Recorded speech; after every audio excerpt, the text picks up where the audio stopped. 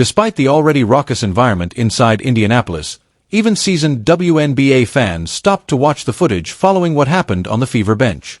Cameras showed Caitlin Clark pushing Stephanie White after yet another heated altercation. On social media, fans quickly exploded with the query, was this the moment Caitlin finally snapped? Because it didn't feel like a normal coach-player dispute anymore. It appeared to be a personal matter. If you have been closely monitoring the Fever lately, you are aware that this tension has been building for weeks. Clark going at it with an assistant coach on the bench. Caitlin was pissed. Caitlin Clark and Brianne January heated on the bench again. That lady in the middle seat, she was the one that grabbed Caitlin Clark while she was trying to celebrate last year. This is Brianne January, Stephanie White with the Connecticut Sun. Don't forget where you come from, okay? This is where y'all come from, and y'all can go back. Put CC 100% in the comment field right now if you're a loyal fan to show your support for the biggest star in women's basketball. There is too much grab-eye. Even though the Fever had won the game, nobody was talking about the final score. On the sidelines, everyone was talking about the drama. During timeouts, cameras frequently caught Caitlin arguing with assistant coaches, swinging her hands in frustration, and trying to explain what she saw on the floor. Way too much grabbing and yanking and screaming and pointing. There's way too much of that going on over there in Indiana. I don't see it with superstars really anywhere else. But the Indiana Fever, they need to make it a show. They need to prove to Caitlin Clark, you're not good enough. We don't want. Caitlin was clearly not amused by Stephanie White's persistent attempts to defuse the situation by pointing, responding, and speaking back. Then came the moment when everyone knew about it. After making a fantastic shot, Caitlin quickly gave her teammates high fives before heading to the bench. Then, without even glancing at Stephanie White, she appeared to rush past her. Just annoyance, no grin, no acknowledgement. Stephanie White grabbing Caitlin Clark by the arm. Caitlin Clark saying, get your hands off me. If Caitlin Clark is not allowed to play her game, this team will lose by 15 or 20. Fans immediately started saying the same thing online. She's got enough of this coaching staff. One thing is certain, whether it is true or not. Caitlin Clark is tired of being restricted because the entire offense changes significantly when she is allowed to play. As the tempo quickens, the ball moves, transition opportunities arise, and defenders panic, Caitlin appears to be the generational superstar that everyone came to witness. But as the offense slows down and turns into endless half-court setups, the annoyance starts to boil over. Clark doing what Caitlin Clark does, hyping up the crowd, getting the crowd rowdy. And here comes the coach. Here comes the coach, grabbing her. These coaches are angry because she's not running this offense. She's running the Caitlin Clark system. I'm going to be the most dynamic playmaker this league has ever seen, and it's not close. That's the system I'm running. Y'all grabbing a girl when she's celebrating last season, grabbing Caitlin Clark. Who the hell y'all think y'all? Additionally, onlookers noticed something else during the game that made the situation worse. Every time Caitlin started to become hot, she would suddenly go back to the bench. The crowd would become raucous after she sank a deep three or created momentum, and then, boom, substitution would take place. In fact, she was changing her body language from one thing to another. Caitlin was captured on film arguing angrily about something during a sideline exchange while coaches kept talking over her. Her frustrated look said it all. This was no longer a playful dispute. This appeared to be a superstar who feels ignored and believes she knows exactly what the team needs. Since it is hard to ignore the statistical discrepancy, many of her fans are, to be honest, siding with her. When Caitlin controls speed, the Fever offensive appears to be risky. As she sits, everything suddenly slows down.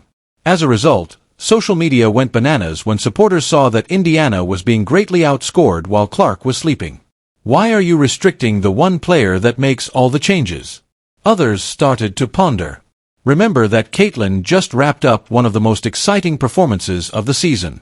A few days prior, she pulled Indiana back from a huge deficit with logo threes, massive assists, and pure takeover enthusiasm. Her performance, according to her supporters, would finally silence critics and grant her total authority over the company. Instead, the drama oddly got worse. Reactions following the game fueled the flames even further. Fans anticipated Caitlin would receive a ton of praise following her performance, but many felt that the coaching staff did not give her the credit she deserved. That just exacerbated the already tense situation. There are now two sides to the internet. One side claims that this is how great competitors look. They have emotions. They fight. They demand perfection. They put pressure on coaches because they want to be successful. The other point of view is that the squad is starting to suffer from the persistent, visible conflict and that the febrile locker room has turned toxic. But this is an undeniable fact. It appears that Caitlin Clark is no longer a player who is willing to do as she is told. And since this no longer appears to be a simple coaching disagreement, if this tension keeps getting worse, Indiana might have a far bigger problem than anyone could have predicted. It appears to be a struggle for supremacy. 17,274 is what this arena holds. They had 14,505. At the beginning of last year, that were selling for 50 and 60 and 70 bucks. We see what's going down with Amber Cox and Kelly Crosskoff. They are trying to promote the Indiana Fever. They're not even using Caitlin Clark. And you see the ticket sales dropping. But perhaps the most shocking part of this whole situation isn't even the disputes. The reason for this is that Caitlin Clark is completely exhausted from trying to resolve disputes concurrently from every viewpoint. When she joined the league, she faced unprecedented pressure. Venues that are completely booked. Record-breaking ratings. There is national attention every night. Despite everything, she still generates amazing statistics. 20-point games. Assists in double figures, 3 profound logos highlight plays every night. But for some reason, the drama around the Fever music overshadows everything she accomplishes. People are also starting to believe that Caitlin is completely aware of the circumstances. Because now listen carefully to what she says. Despite her annoyance at the start of the previous season, Caitlin would smile. She would laugh and brush things off. She refused to give up. But it appears that patience has completely disappeared now. The sideline conversations tell the entire tale. Stephanie White occasionally tries to explain things by speaking and making motions. Caitlin's look basically says, "You still don't get it." This led to the footage of her driving past Stephanie White going popular on the internet. Fans experienced distance in addition to irritation. They saw a gamer emotionally separating herself from her environment. Honestly, some Fever fans are starting to lose their minds. Because if your superstar starts to disregard the coaching staff, things might quickly spiral out of control. The situation is made much more odd by the timing. The Fever must now take advantage of Caitlin's momentum. The league is actually thriving because of her presence. Ticket sales, TV ratings, national attention, and social media engagement all skyrocket while Caitlin Clark is performing. But the conversation keeps shifting away from her excellence and toward conflict. Another factor that exacerbated the dispute was also noted by fans.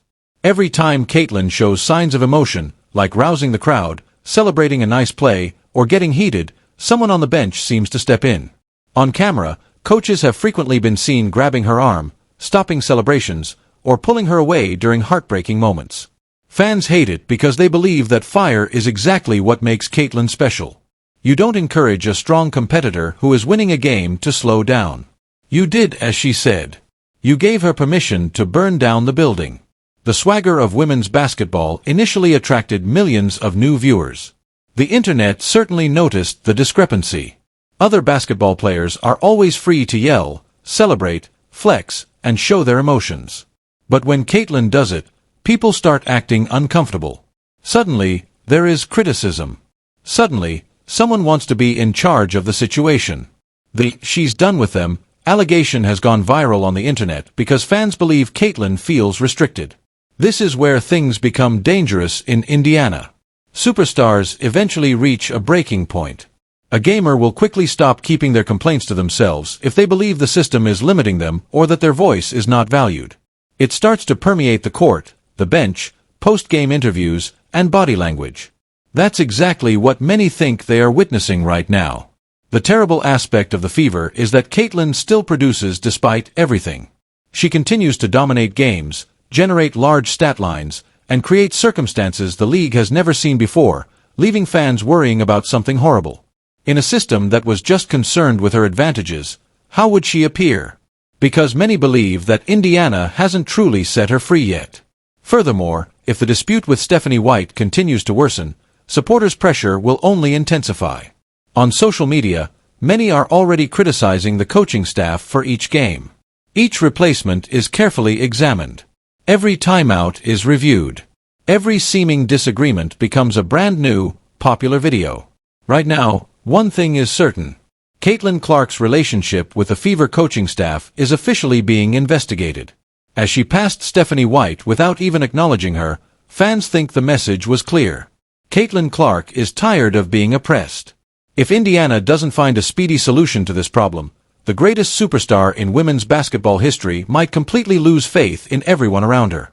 Do you think Caitlin Clark is being held back by the Indiana Fever coaching staff, or is this simply the pressure that comes with being a star?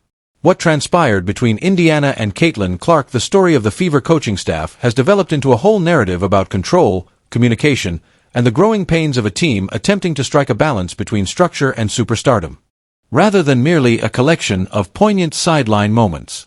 On the one hand, you have a young, generational talent whose influence on the game is indisputable. She constantly changes the course of events, invigorates arenas, and raises awareness of women's basketball in general.